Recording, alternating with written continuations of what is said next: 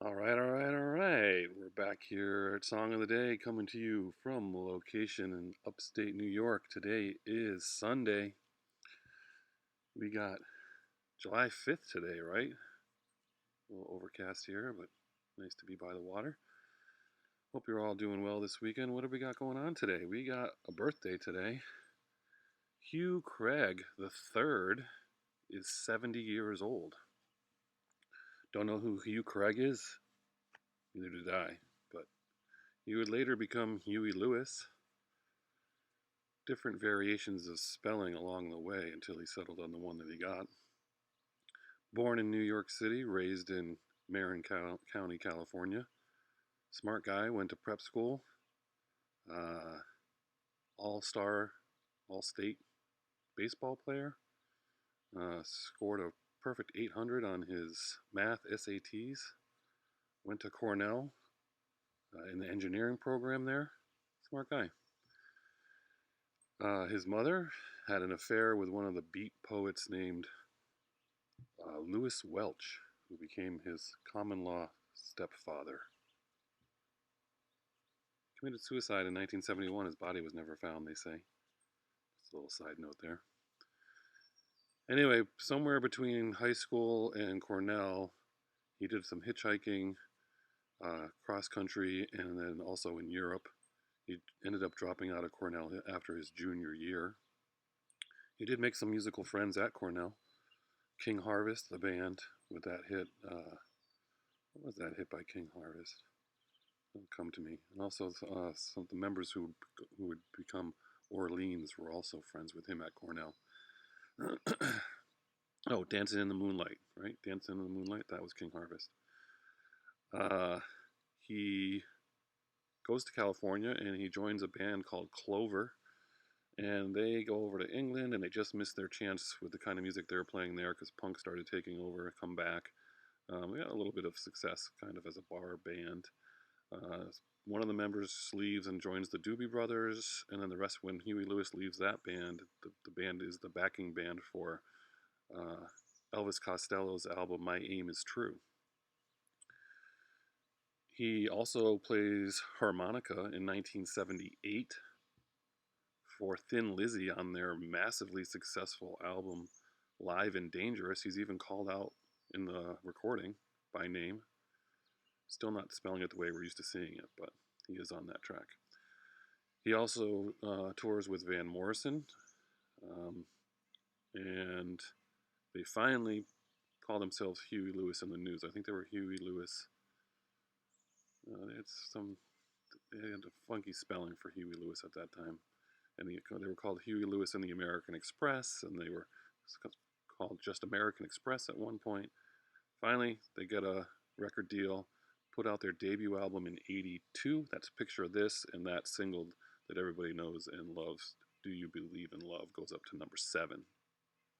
It's a great song, by the way. I always liked that song. I remember that as a kid. That's a good song.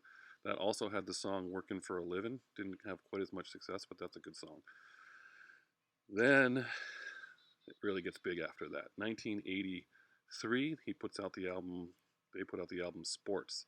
And that basically, if you're my age, Sports from 1983 to 1985 was basically the biggest thing on the planet. I mean, it was huge. If you were right age for that music, which we were, basically sophomores, juniors in high school, that album was just everywhere. Everyone was talking about it.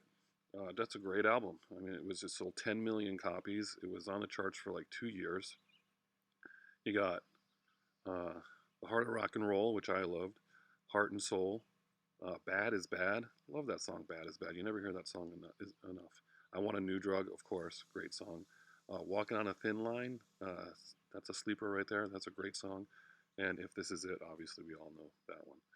I mean, that's a great album. It is really a great album. You'd have to be a certain age to really appreciate that record because it's obviously a certain kind of music. So I suspect if you were any older, you weren't listening to it at all.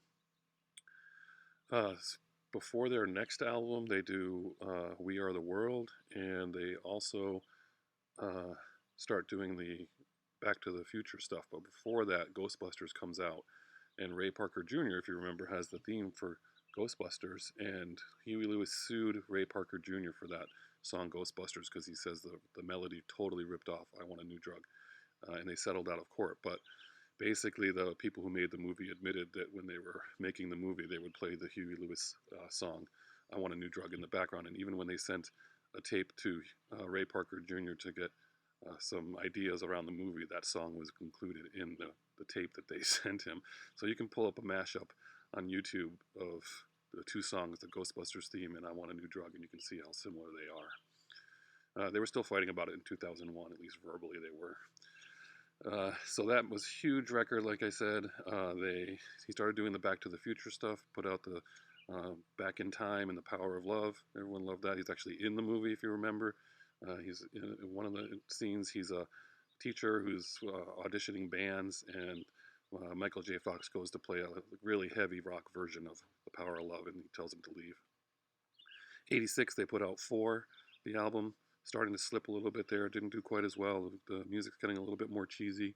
You got Stuck on You, Hip to Be Square, Jacob's Ladder, which was written by Bruce Hornsby because they're friends, and Huey Lewis played on one track on the Way It Is album. I Know What I Like, which is a great song. I like that song. That's probably the one I like the most off that album. And Doing It All for My Baby. They basically starting to become a doo-wop band at that point, and that's when any subsequent album after that just didn't really do as well. And then I don't know if the music really stands up to this day.